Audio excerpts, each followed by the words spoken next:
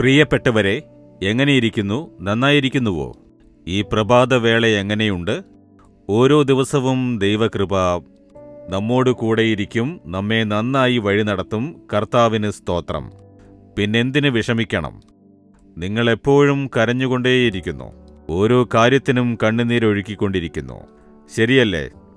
പല കാര്യങ്ങൾക്ക് വേണ്ടി കരയുന്നു. കുടുംബത്തിലുള്ള പ്രശ്നങ്ങൾ, ഇവര് മാറണം, അവര് മാറണം, അവരുടെ ജീവിതം ശരിയല്ല, വീട്ടിൽ സമാധാനമില്ല, ജോലിയിൽ പ്രശ്നങ്ങളാണ്, ശുശ്രൂഷയിലും ഞെരുക്കമാണ്, കരച്ചിൽ വരുന്നു. അങ്ങനെയാണോ? കണ്ണുനീരാണ് എൻ്റെ ഭക്ഷണം, എൻ്റെ ജീവിതം കണ്ണുനീരായി എന്ന് വിചാരിക്കുകയാണോ? യേശു നിങ്ങൾക്കൊരു വാക്ക് തരുന്നു. അതെന്താന്ന് വെച്ചാൽ, യെശയ്യാവ് 30-19 വാക്യത്തിൽ, ഇനി നീ കരയരുത്. ഇതുവരെ കരഞ്ഞു, മതി. ഇനി നീ കരയരുത് എന്ന് വെച്ചാൽ എന്താണ് എന്ന് ചോദിച്ചാൽ, നീ കരയുന്ന കാര്യത്തിൽ നിനക്ക് അത്ഭുതം ചെയ്യാൻ പോകുന്നു. ഇനി നീ അതിനെക്കുറിച്ച് കരഞ്ഞുകൊണ്ടിരിക്കില്ല എന്ന് പറയുന്നു.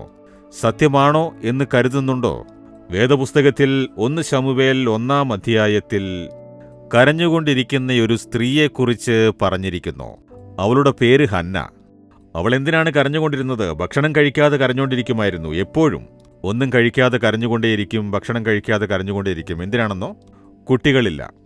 കുട്ടികളില്ലാത്തതിനാൽ അപമാനം, നാണക്കേട്, കഠിനമായ വാക്കുകൾ, അത് മനസ്സിനെ വളരെയധികം വേദനിപ്പിച്ചതുകൊണ്ട് ഭക്ഷണം കഴിക്കാൻ ഇഷ്ടമല്ല, ഉറങ്ങാനാവുന്നില്ല, എപ്പോഴും കരഞ്ഞുകൊണ്ടേയിരിക്കും, കണ്ണുനീരൊഴുക്കിക്കൊണ്ടേയിരിക്കും.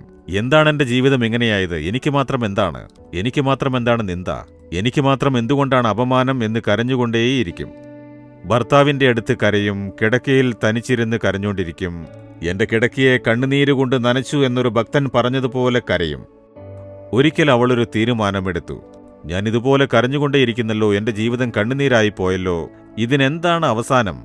ആർക്കാണ് അവസാനമുണ്ടാക്കാനാവുക?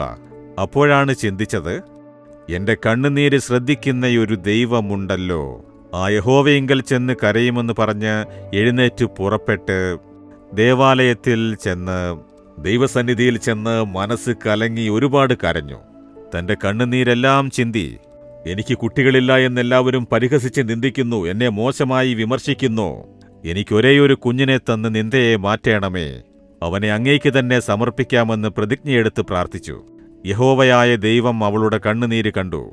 ഇനി നീ കരഞ്ഞുകൊണ്ടിരിക്കുകയില്ല, ഇന്നു തൊട്ട് നിന്റെ കണ്ണുനീരിനൊരവസാനം ഉണ്ടാകും എന്ന് യഹോവ അവളെ ഓർത്തരുളി ഒരു ഗർഭത്തിന്റെ ഫലത്തെ കൊടുത്ത് നിന്ദയെ മാറ്റിക്കളഞ്ഞു.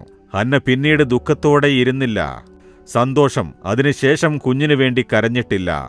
ഒരു കുഞ്ഞിനെ ആവശ്യപ്പെട്ടവൾക്ക് ധാരാളം കുട്ടികളെ കൊടുത്ത് അനുഗ്രഹിച്ചു. ഹന്നയെ, ഇനി നീ കരഞ്ഞുകൊണ്ടിരിക്കില്ല.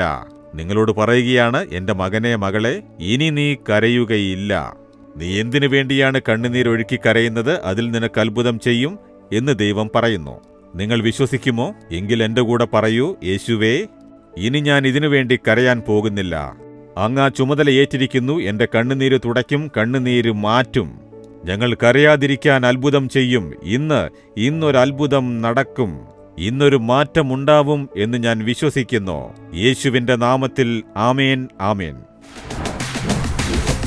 Jesus readings Malayalam YouTube channel subscribe ചെയ്യുക. ബെൽ ഐക്കോൺ ക്ലിക്ക് ചെയ്യുക. ഞങ്ങളുടെ ദൈനംദിന പ്രോഗ്രാമുകളെക്കുറിച്ചുള്ള അപ്ഡേറ്റ് ലഭിക്കുവാൻ